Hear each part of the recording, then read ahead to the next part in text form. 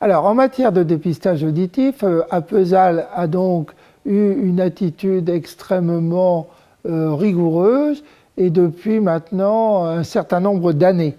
Si bien qu'on peut dire que la méthodologie est parfaitement au point. On verra tout à l'heure que les résultats sont là. Qu'est-ce qui est utilisé? Eh bien, en fait, on utilise les tests subjectifs par l'intermédiaire d'un examen audiométrique qui est le TCA et qui est un examen d'audiométrie subjective et qui a l'avantage de pouvoir être transporté dans les différentes écoles maternelles. Donc, il y a après toute une méthodologie de convocation pour les testeurs étant des paramédicaux, et qui sont donc admis dans les écoles. Et ensuite, les résultats sont analysés finement, d'une part pour le résultat de chacun des enfants qui a été testé, et d'autre part d'un point de vue global. Alors le dépistage tel qu'il a été réalisé a donné des résultats qui sont extrêmement satisfaisants.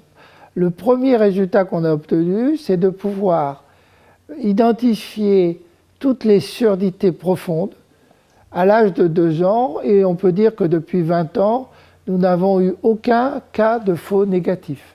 Ça, c'est un point très important. Mais on a pu aussi identifier des surdités moins importantes, mais qui sont aussi très accessibles à un traitement, qui sont les surdités de transmission par atteinte de l'oreille externe ou de l'oreille moyenne. Et les résultats sont maintenant bien connus. Donc on obtient chaque année une dizaine de pourcentages d'enfants présentant des problèmes, lesquels sont traités. Et l'originalité d'Apesal, c'est de suivre ces résultats. Et on aboutit maintenant à 99% de couverture des patients qui sont examinés. Alors d'autre part, ceci nous a permis de voir la fiabilité pour les problèmes de surdité de transmission, puisque on peut considérer pour l'année 2010-2011 que 50% des enfants qui étaient au deuxième passage trouvés douteux ou suspects présentaient un problème effectif, soit de bouchon de cérumen, soit d'otite séreuse. Le dépistage de la surdité de l'enfant s'inscrit dans une pratique de dépistage d'un certain nombre de troubles qui ne sont pas facilement diagnosticables. Et donc, quand le diagnostic est fait, il y a toujours un certain retard, qui peut d'ailleurs être assez important. Et donc, c'est à la fois pour les problèmes d'audition, mais aussi de vision, de langage, les problèmes bucco-dentaires, et je pense que d'autres actions sont envisagées. Et donc, le dépistage par nature permet de corriger, d'une part, une inégalité d'accès aux soins, parce qu'on peut considérer que dans certains milieux, l'accès aux soins ne va être beaucoup plus difficile. Or, que se passe-t-il avec Apesal? Apesal fait le dépistage initial et suit l'évolution, et en particulier couvre les problèmes de prise en charge médicale.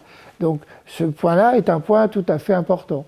Mais un des problèmes, c'est que, de mon point de vue, il faudrait que, en particulier pour le dépistage auditif, on puisse réussir à couvrir toute une classe d'âge. Et ça, c'est un deuxième point qui doit faire intervenir aussi certainement les pouvoirs publics. Mais il n'est pas douteux que les pratiques de dépistage révolutionnent la médecine. Parce que si vous avez un handicap ou une maladie à laquelle on peut donner un traitement efficace, rapide, eh bien, il vaut mieux faire un diagnostic précoce qu'un diagnostic tardif. Comme je l'ai indiqué, le dépistage auditif se fait en 2 temps, un premier passage et un deuxième passage. Or, c'est une méthodologie qui est maintenant parfaitement identifiée, en particulier pour le dépistage de la surdité de l'enfant à la naissance.